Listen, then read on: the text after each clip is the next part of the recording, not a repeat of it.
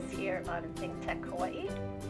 And you can see from the screen behind me that I am back on Kaho'olawe virtually, and in the studio with me are two more friends. I had Katie Kamelamela here a couple of weeks ago, and now I have Kim Ku'ule Birnie, who's from Papa'ololokahi, and Elise Dela Cruz-Talbert.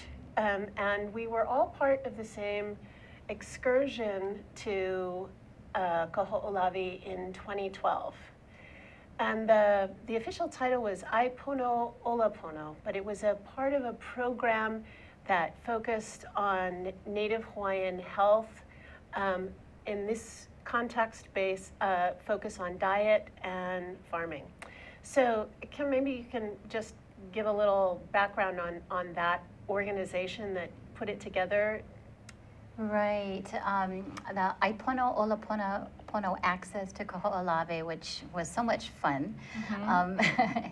And thank you, by the way. Thank you for having us here. It's really great to talk about health and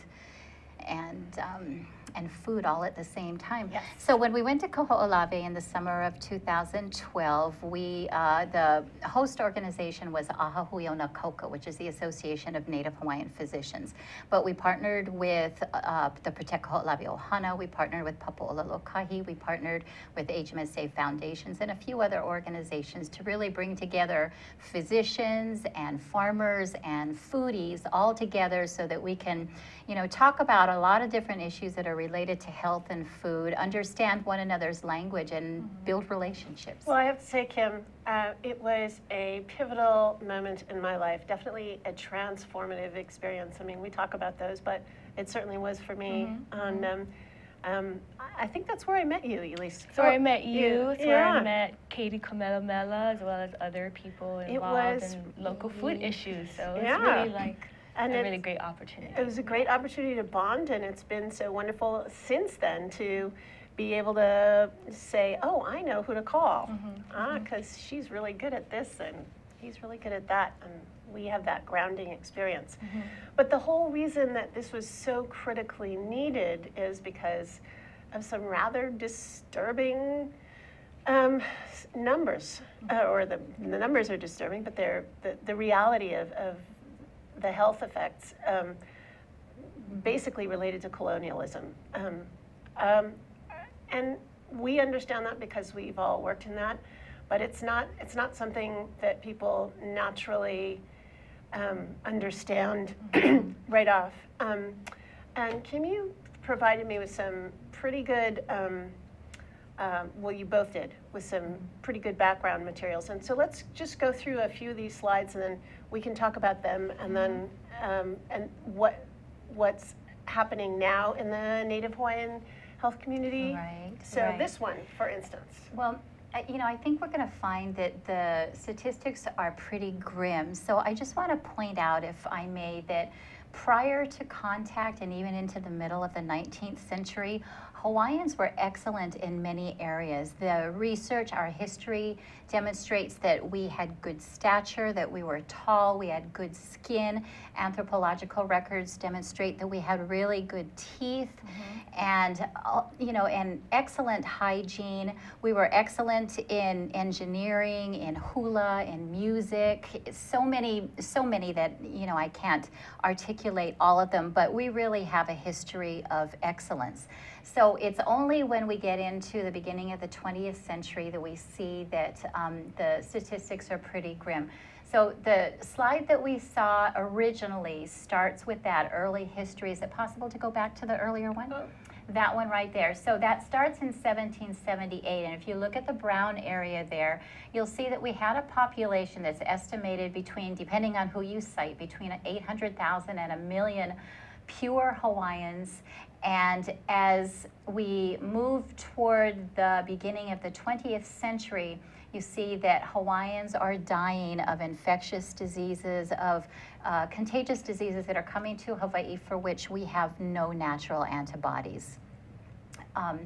And then there's the immigration too, which adds on additional populations.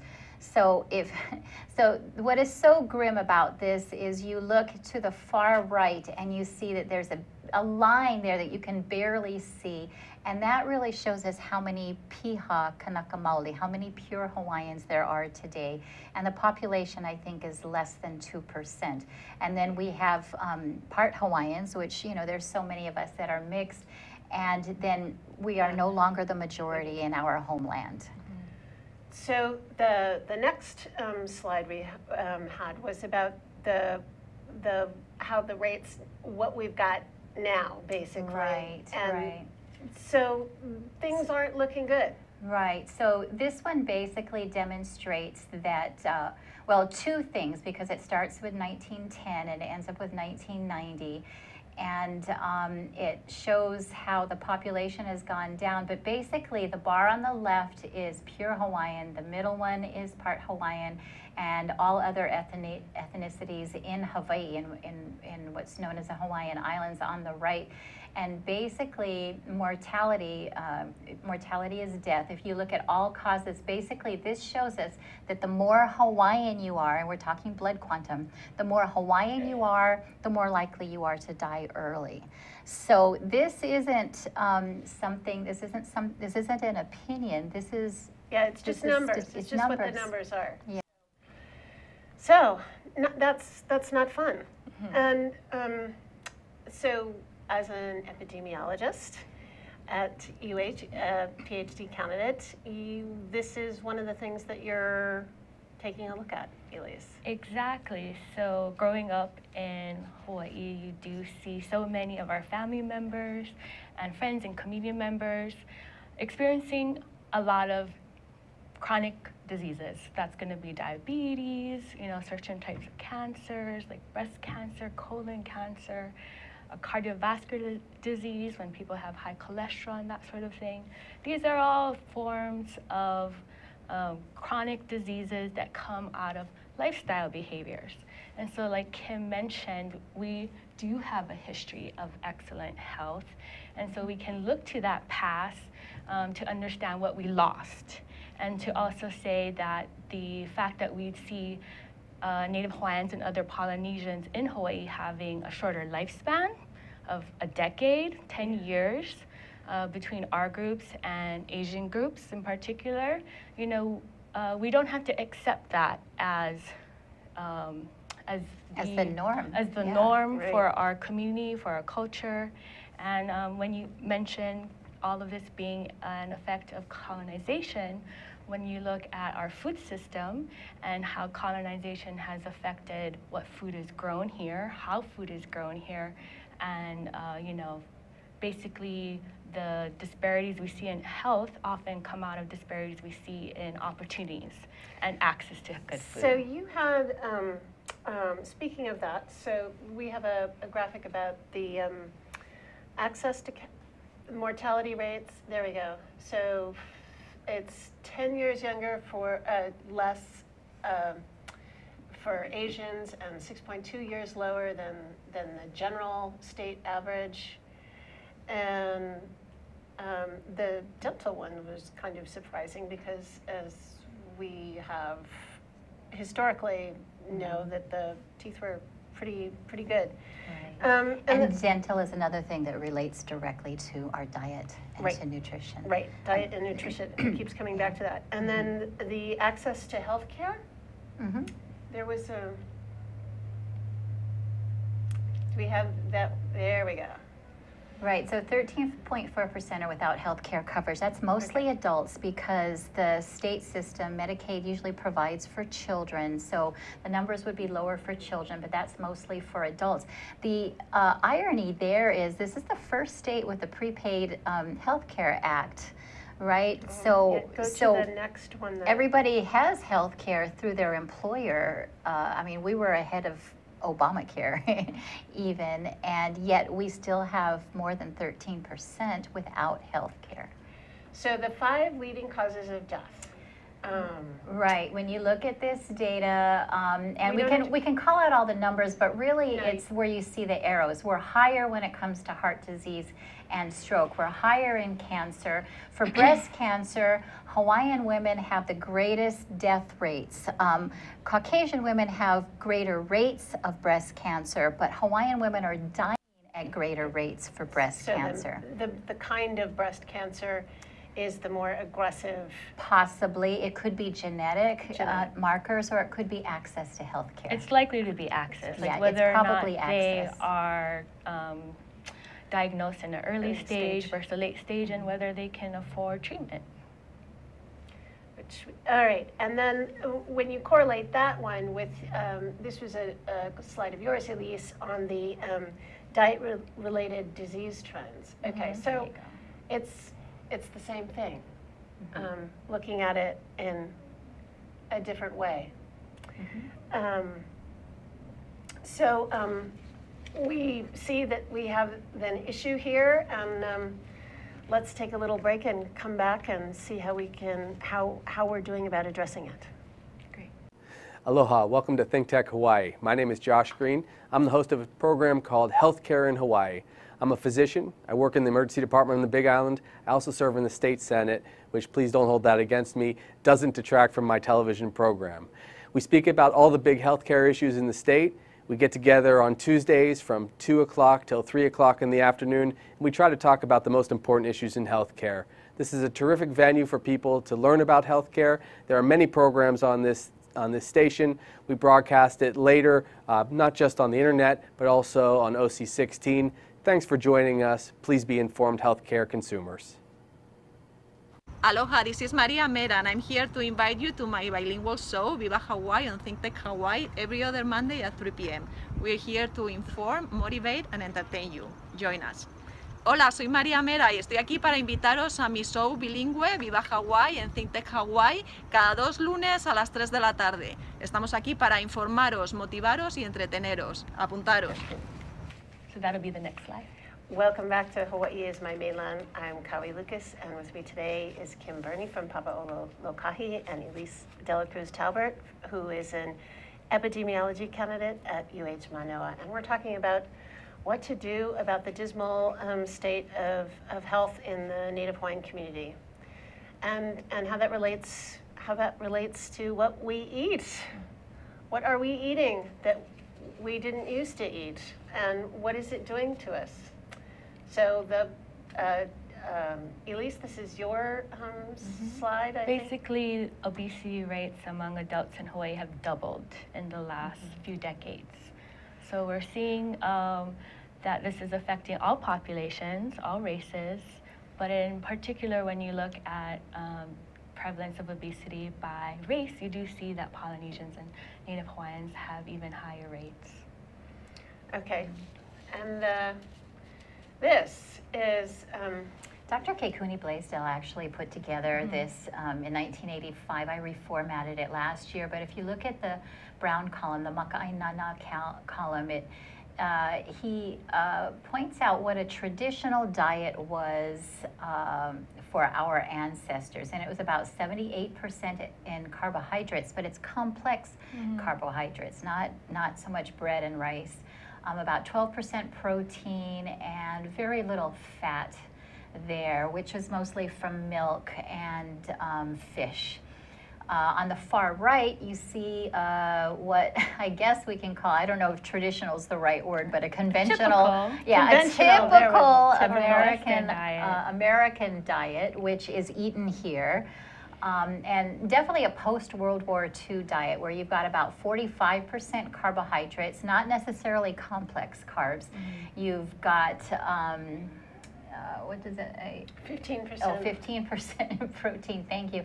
But a whopping 40% in fat. So, but the fat isn't all good fats like olive oil and coconut oil. I mean, you've got a lot of red meat there. You've got a lot of, the not so good fats listed there. So the middle column there, Dr. Blaisdell just pointed out that we've got to be realistic. The foods that are available to our families, in the grocery store now, we're not all growing foods, at least not yet. yet, but that prudent American diet or the prudent Hawaii Island diet is a little bit more reasonable, and it cuts down the fat, and it really returns us to a complex carbohydrate diet that our bodies are metabolized for. So let's look at things that are wellness promoting. These are the factors that your Papa Ololo Right. They call them social determinants of health. And so it's really looking at the big picture outside of just, you know, what's the doctor's saying, what's your problem and what's your diagnosis. But wellness really is dependent on a lot of other factors, whether you have access to education, whether you're living in a home, you know, under shelter, or on the beach, whether you have access to care, job, your, you know, just a lot of different components, some of which are, you know, they're mostly socio and economic factors.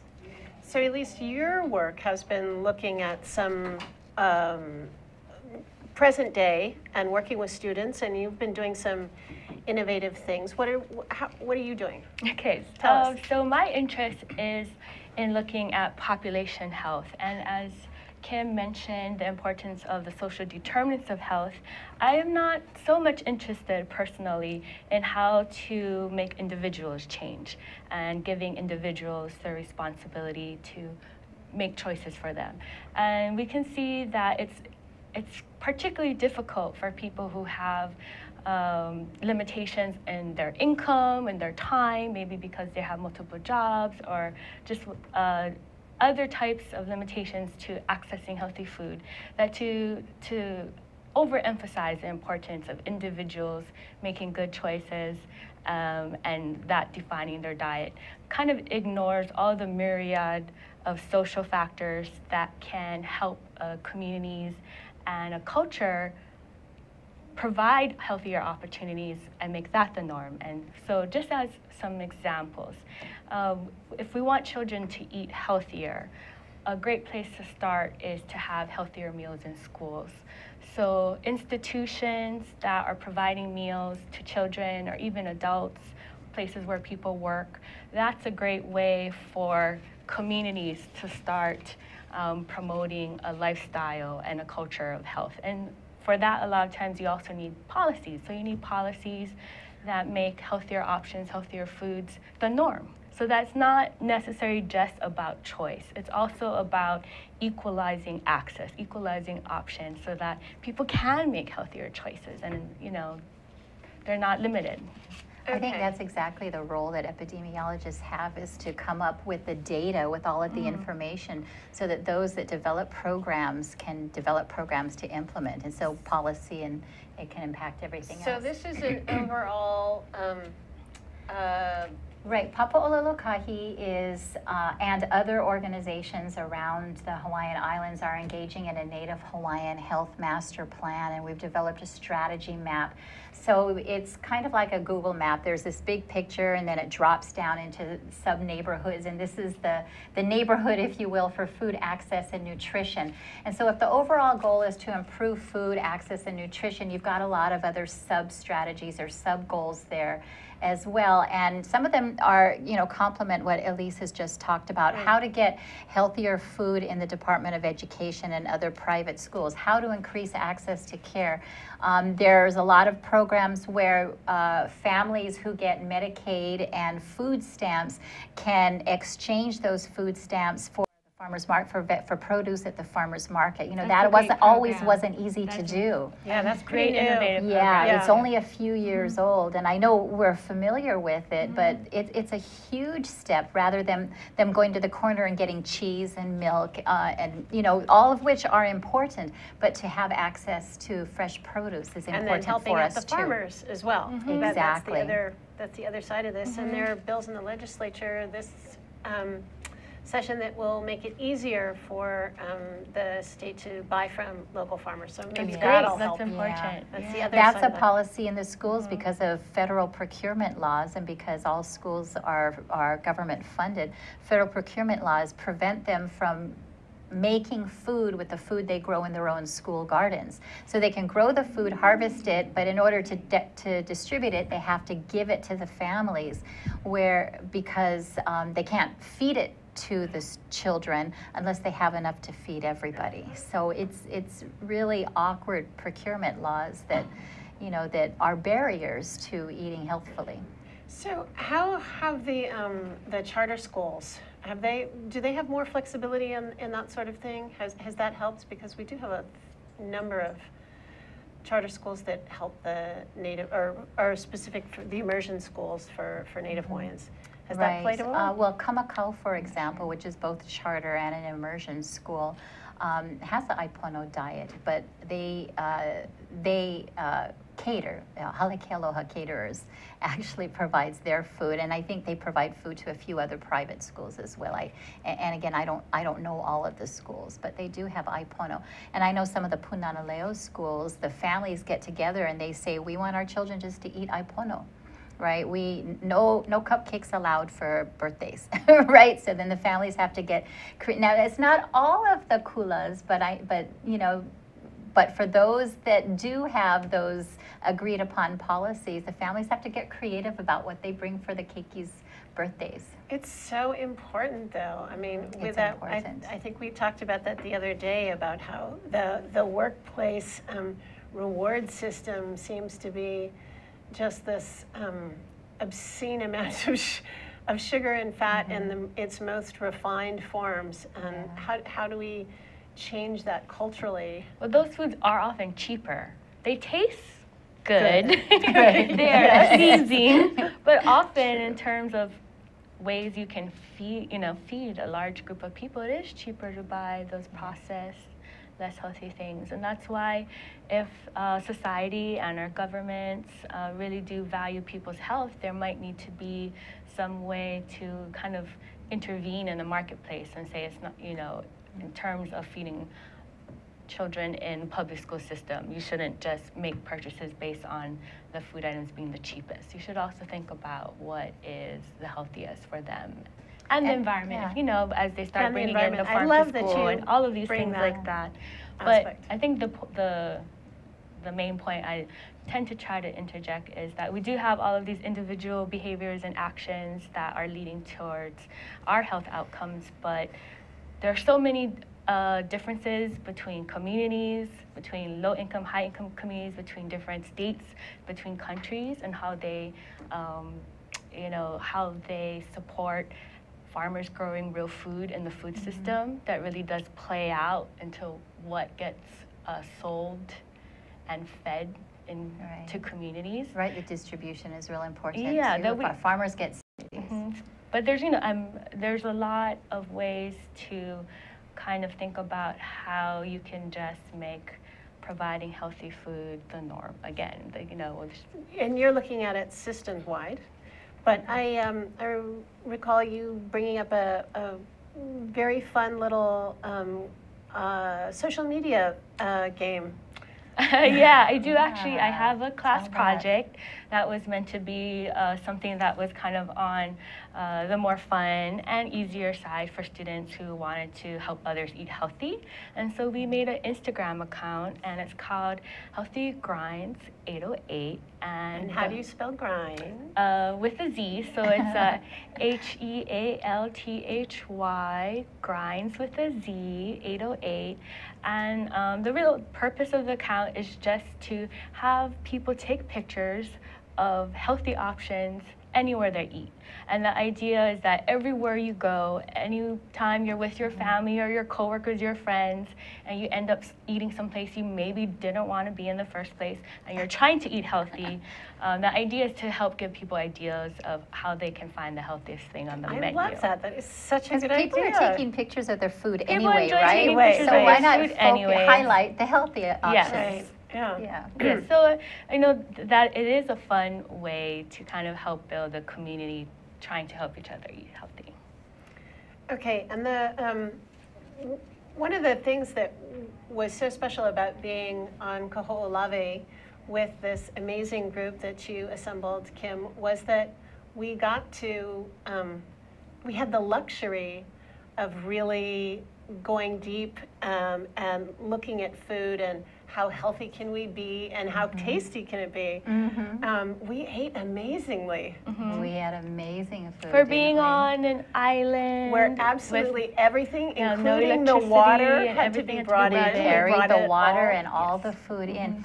But, you know, for as far as Kaho'olawe accesses go, that's probably one of the first in a decade or more where we didn't shop at Costco, because in advance of this, when I talked to Uncle Herbert Ho and said, you know, can we Aipono, Olapono, and of course he's the developer, or with others developed Aipono, he said, well, that doesn't just mean what you eat. It starts way back with coming together and gathering it. And so, as you both know, I put the word out that, you know, okay, what can you bring? And what can you bring? And, right? And we all brought. Who has color? Yes, Yeah. exactly. Who can provide banana stumps?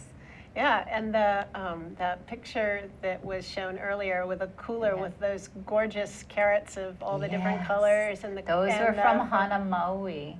Yeah, so this was a Costco-free adventure. Costco free. Hashtag.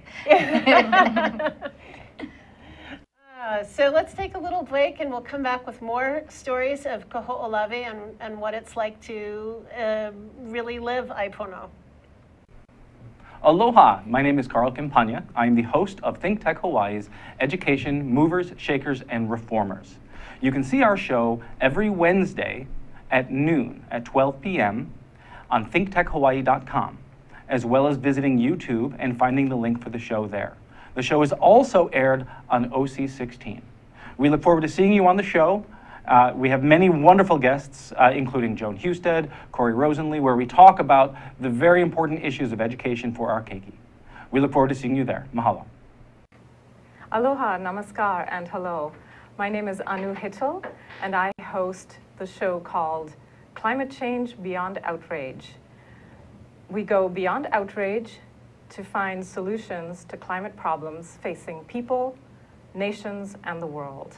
I hope you will join me here every Tuesday at 1 o'clock. We broadcast live from thinktechhawaii.com. Aloha and bye-bye. Brian's from the Axis. Welcome back to Hawaii is My Mainland. I'm Kaui Lucas, and you will have all the backup materials available, the things that we've talked about on the show, on my blog, which is at kauilucas.com, and that will be up tomorrow along with this video. We were in 2012 on this amazing huaka'i to Kaho'olawe, and it wasn't Costco food. It was grown with love by some of the island's most amazing farmers. That's where I got to meet the Rapoons.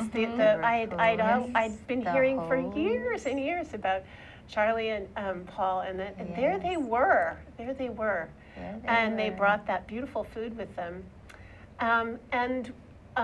So the cultural aspects of creating the food and cooking the food, the Kealoha folks just kind of took that over. It was amazing. Right. Herbert Ho worked with Auntie Claire Hughes, Emma Luli, Dr. Kikuni Blaisdell, and other pioneers in the Hawaiian health movement, and he really developed one of the first Hawaiian diets. Molokai, the first one was the Ho'oke'ai, and then he got some funding from the Queen Liliuokalani Children's Center at some point, and over a course of several years, he got to run 10 different programs on all islands of the Aipono diet.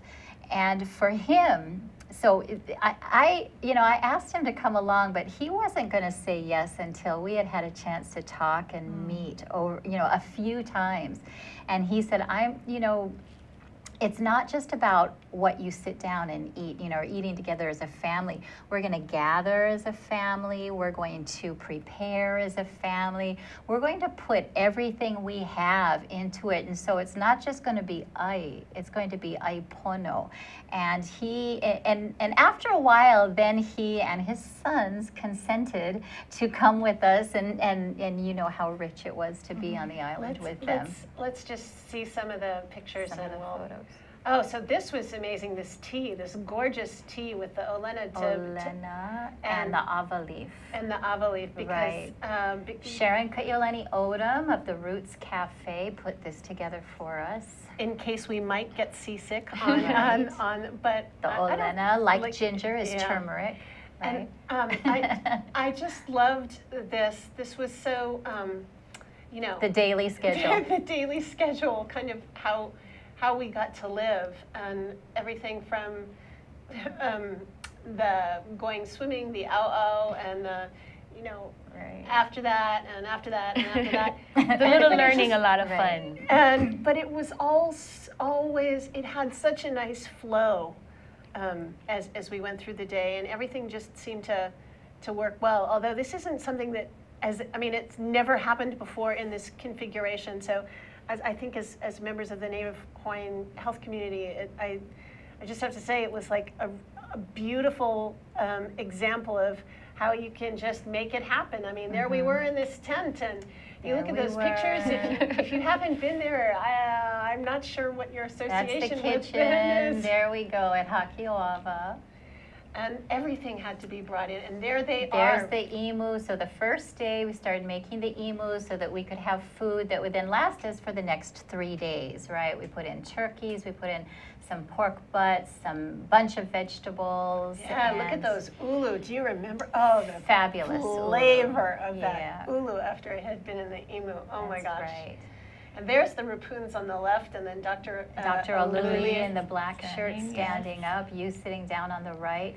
So the Kaho'olawe Huaka'i are, those go on a regular basis, but they're not often themed. We've had a chance, because Dr. Aluli and I have this dual arenas, we've had a chance to do about 4 health-themed accesses to Kaho'olawe, but that's not the norm.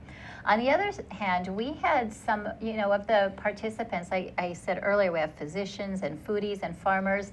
Of the physicians, they were actually getting continuing medical education. So I remember one saying, this is the first conference I've ever been to where I wake up at 5 in the morning, where I don't go to sleep until 10 o'clock at night, and I'm wearing shorts and slippers, and we're talking under a tent. He said, They loved it. They loved it. They loved it. But it was interesting to hear his perspective, right? Because, we just put it together from the Kaho'olawe perspective. And even when we were, I loved this. There's Dr. Aluli. For those who never brought their water bottles, still not disposable.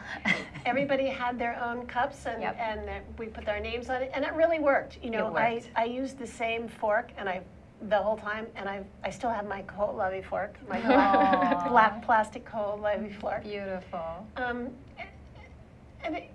it's funny that we should think of that as a luxury, to live so simply that we notice a paper cup. But it is that experience of really looking at it, the whole picture of where did the food come from, that I think it is that system that you keep talking about, that's not just that you can't go just look at it individually.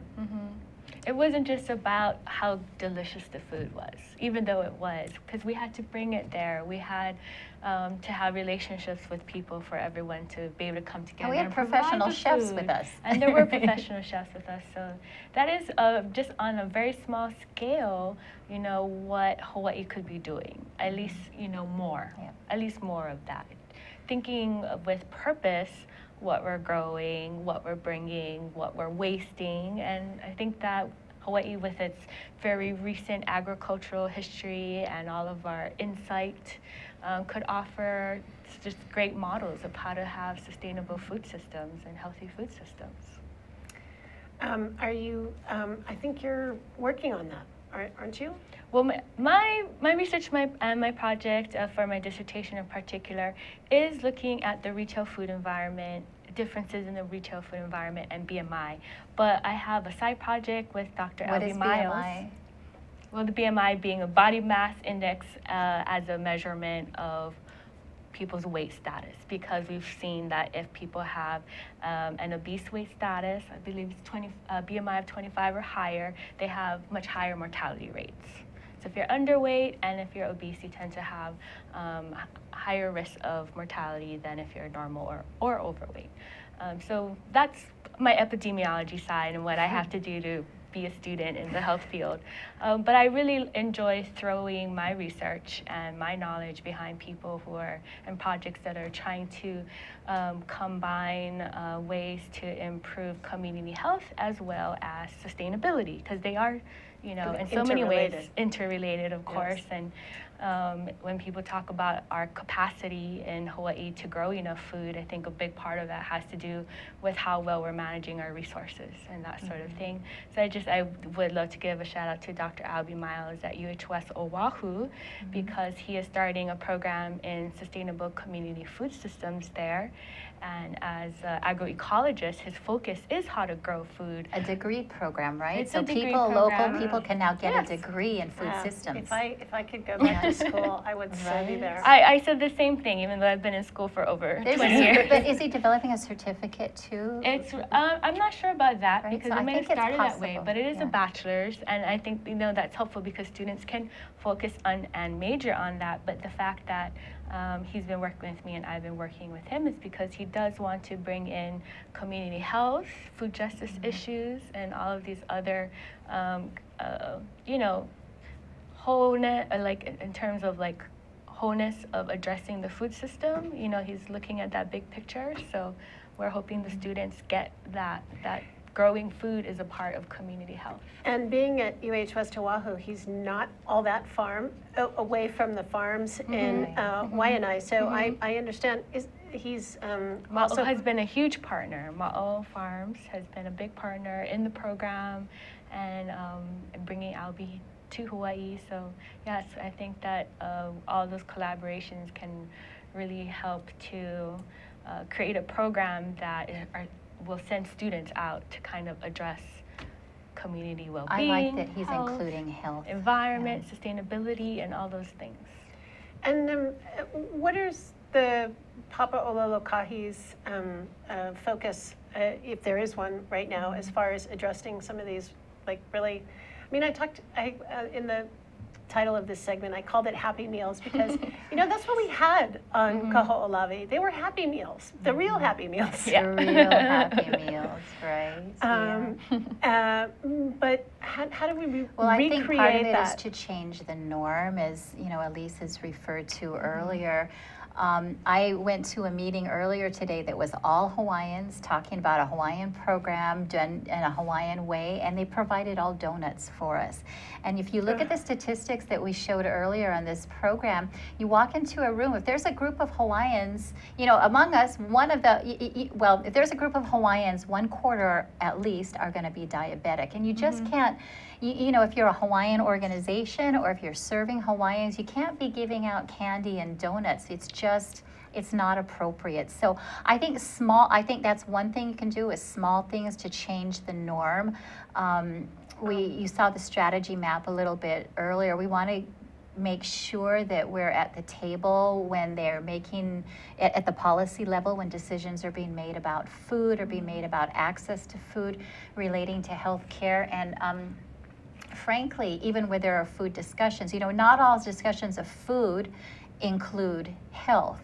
And I had a chance a few years ago to, because the North Shore really has done a good job at bringing together their food people the North Shore Food Summit. Right. Yes. So there have been 3 North Shore Food Summits so far, and the first one, one of the organizers said, hey, take a look at this food assessment. And the #1 vision of the San Diego Community Food Assessment was health. And and they called it a vision. And I got so excited that I then started looking at other community food assessments across the United States and then in Canada. Very few food systems assessments have a health component. Wow. especially not as its #1 vision, but San Diego's does. So I got very excited, and I realized that even everybody here, and that was one of the reasons for the Aipono Olapono access. You know, a lot of times doctors will say, I need you to be more healthy, you've got to eat better, but they don't really articulate how to eat better, where to get better food. Sometimes farmers will say, I'm growing food for the community so that everybody will be healthy, but they don't really know the language, how that plays out into, how that translates to nutrition. So to bring people together and talk, you know, understand one another's language so that food and health and food are always talked about together, I think is important. And for me at Papu'ololokahi, making sure that health is on the agenda where food is being discussed. Well, thank you, Kim, and thank you, Elise, for Thank you, Thank you for Kawi. giving us the a time mini to talk. reunion. Yeah. And I think this subject bears revisiting, and because it really is the foundation. The foundation of health is food. It is. Let food be thy medicine. Hey, aloha. Aloha.